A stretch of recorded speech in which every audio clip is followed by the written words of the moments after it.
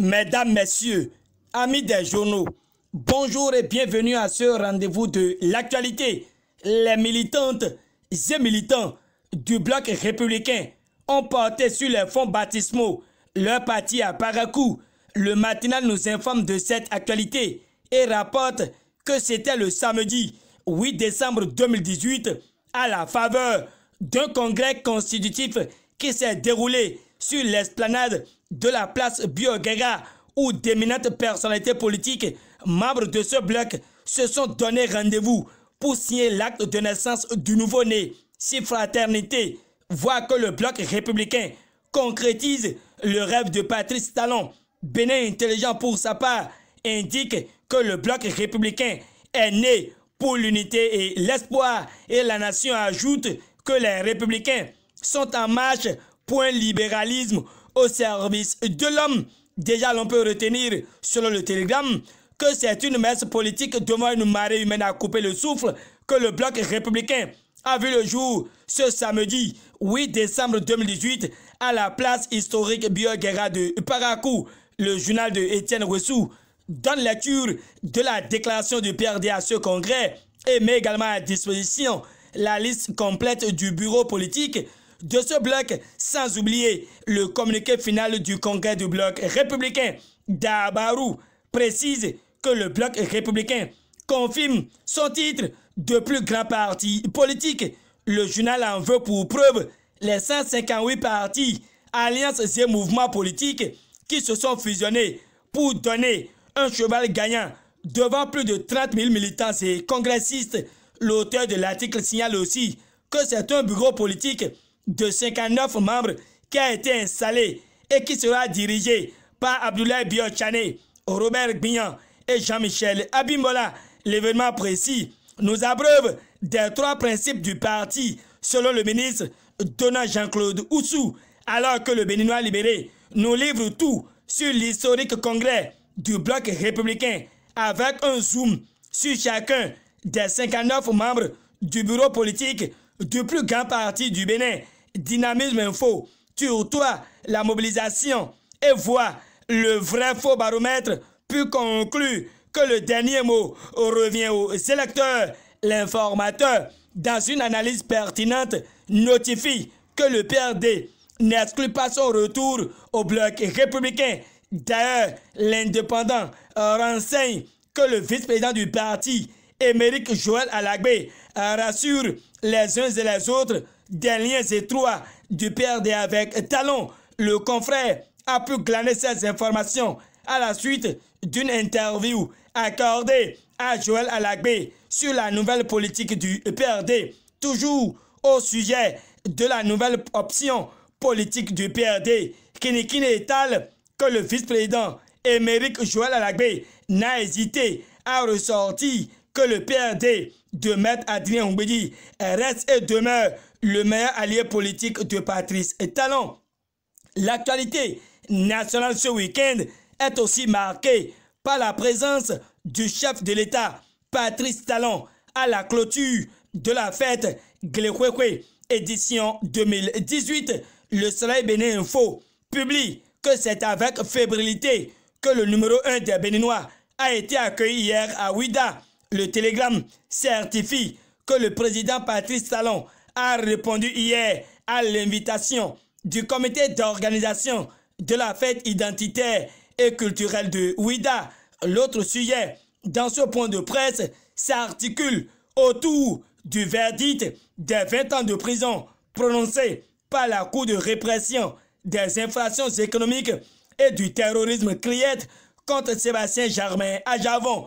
Le confrère de la matinée informe l'opinion que la Cour africaine des droits de l'homme et des peuples ordonne à l'État béninois de suspendre à l'exécution du jugement.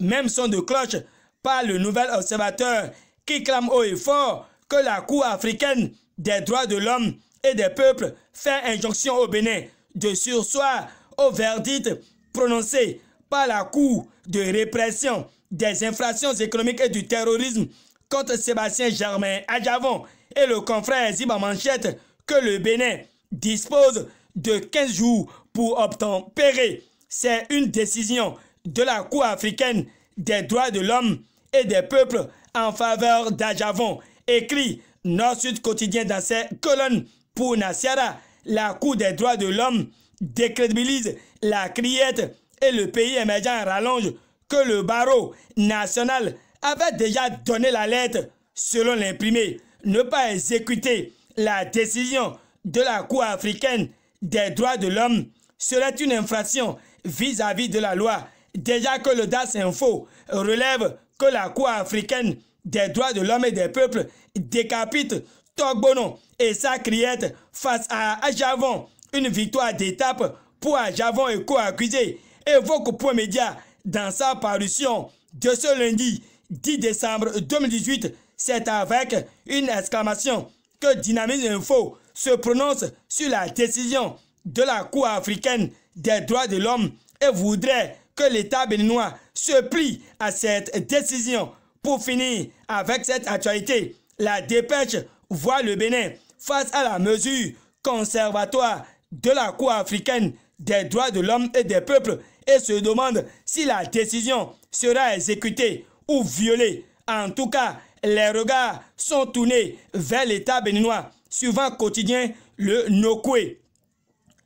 D'une décision à une autre, et Afrique Express jette un coup d'œil sur le dossier mauvaise gestion au FNM, puis expose que les 7 sages de la Cour constitutionnelle, par la décision DCC 18-256 du 6 décembre 2018, déboute Komi Kouché pour son recours contre le relevé du Conseil des ministres du 2 août 2017. Cette information intéresse aussi quotidien le Nokwe qui donne lecture de la décision rendue par la Cour constitutionnelle. La résurgence de l'affaire ICC Service occupe encore la une de quelques journaux parus ce jour. Les 4 vérités nous expliquent que Armand Zizinokwe affirme sa totale confiance à la Cour de répression des infractions économiques et du terrorisme pour enfin élucider ce dossier, car selon l'événement précis, l'homme explique qu'il n'est mêlé de rien dans cette affaire dite ICC Service. Une lueur d'espoir pointe à l'horizon, car l'autre vision propage que le procureur Ulrich Togbono rassure les déposants. Et nous continuons avec l'alerte du ministère de la Santé sur le cas du virus Lassa qui refait surface. Le progrès calme les ardeurs et brandit que le Bénin renforce déjà son dispositif de surveillance, surtout avec la détection d'un cas de cette fièvre à Parakou. Mais le Canada du Nord insiste sur la riposte du gouvernement. Luc Sertondi à Tropo, le maire de Boycon, ne cesse de parler de lui. Bénin intelligent, très proche de ce dernier, a constaté que l'homme et son conseil communal ont lancé les travaux de construction des arrondissements d'Agongoïto et de Boycon 2, Festival international de Porto Novo. 109 relate que les cinéastes nigériens Abidja, Warabiekun et Alakmini seront dans la ville capitale pour l'édition 2019. Fin de cette revue de presse et réalisation et présentation. Gutenberg Sohou, fructueuse journée et très bon début de semaine à chacun et à tous. À demain pour d'autres actualités.